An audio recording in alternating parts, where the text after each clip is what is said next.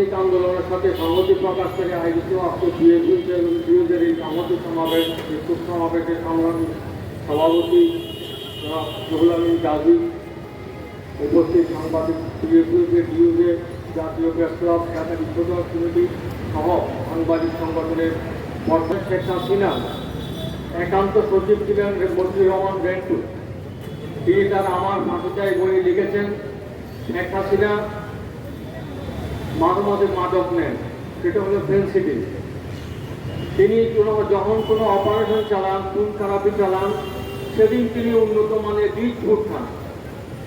আমরা ইতিহাসে হিটলারের নাৎসি বাহিনীর নৃশংসতার কথা শুনেছি, কিন্তু এই মহাদেশের হিটলারের নাৎসি বাহিনীকে ছাড়িয়ে গেছে আমাদের বাংলাদেশের আওয়ামী লীগ সরকার, তার পেটুয়া, ছাত্রলীগ, যুবলীগ, মহিলা লীগ, যুব মহিলা লীগ ইত্যাদি ইত্যাদি। আজকে যে গণতান্ত্রিক আন্দোলন সারা দেশে শুরু হয়েছে, সেই আন্দোলনের অবস্থায় বর্তমান সরকারের বিদায়ের পালা সময়ের ব্যাপার মাত্র। আমরা আশা করেছিলাম গণতান্ত্রিক শক্তি, একটি গণতান্ত্রিক ফোর্স হিসেবে, সাংবাদিক হিসেবে আমরা আশা করেছিলাম এই সরকার শান্তিপূর্ণভাবে সুন্দর নির্বাচন দিয়ে তিনি শান্তিপূর্ণভাবে ক্ষমতা হস্তান্তর করবেন, দেশে একটা শান্তির প্রক্রিয়া শুরু হবে। তিনি পালিয়ে যাক, রাজনৈতিক মহল থেকে বলা হলেও আমরা এই দৃশ্য দেখতে চাই না, কারণ গণতন্ত্রে ক্ষমতাসীন এবং বিরোধী দল গণতন্ত্রের অংশ, আমরা সেটাই আশা করেছিলাম। কিন্তু আমাদের সরকার বদল মনে হয় সে দৃশ্য থেকে আমাদের বঞ্চিত করলেন।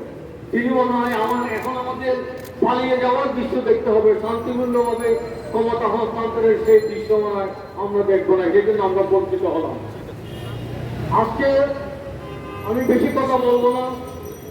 এই দেশ স্বাধীনতা যুদ্ধ, মুক্তিযুদ্ধ করে স্বাধীন হয়েছে। এদেশের পুলিশ বাহিনী আসলে যত সাংঘাতিক বিতর্কিত, মানুষ পুলিশদের সাথে কোনো আত্মীয়তাও করতে চায় না। পুলিশের কোনো আত্মীয়তা দেখতে গেলে মানুষ পুলিশ হয়ে যায়, চিৎকার করে। আজকে সেই পুলিশ বাহিনী গণতন্ত্রের পুলিশ, তারা কোনো আওয়ামী লীগ সরকারের পুলিশ না।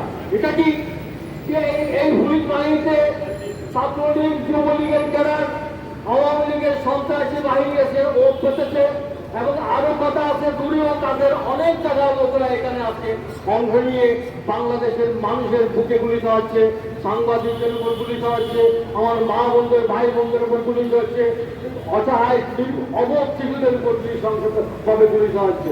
পুলিশ বাহিনীদের বলবো, এই সরকারের নিয়ে মরার কান্না করার আর কোনো কিছু নেই।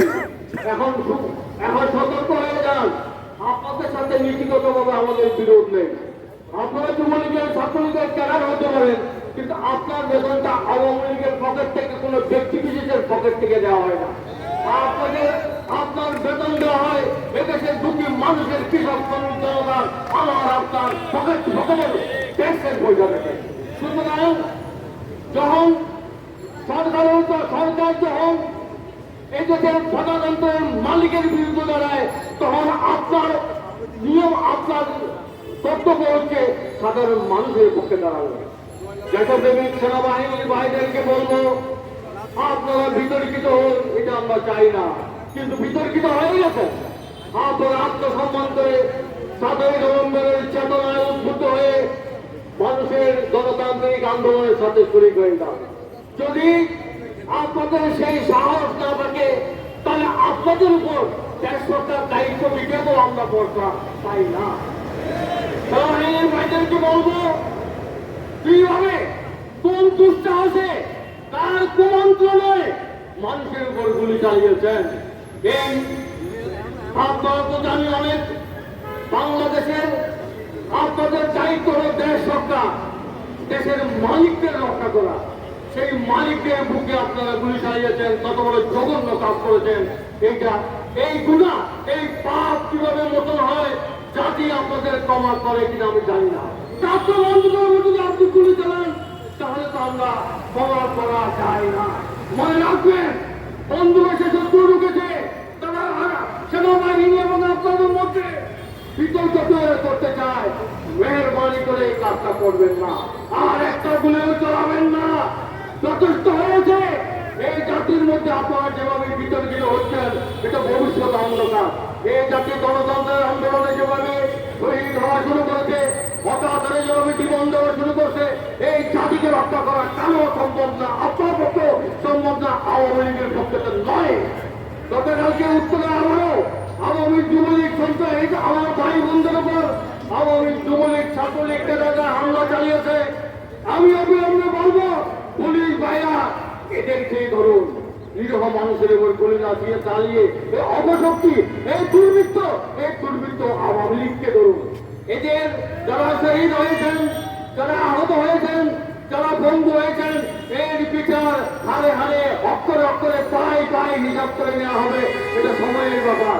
এই অবস্থায় যে ভাব পুলিশ ভাইরা, সেনাবাহিনীর ভাইরা, বিডিআর ভাইরা করেছেন, যদি এই মুহূর্তে হলো সমাজ তৎপরতা করে যদি মানুষের কাতারে সামিল না হন, তাহলে জাতি আপনাদের ক্ষমা করবে না, বেতন আপনাদের আজকে দেওয়া হবে না। সেই অবস্থা থেকে মুক্তি পেতে হলে আজকে জনগণের কাতারে এসে বলুন, আমি এই আহ্বান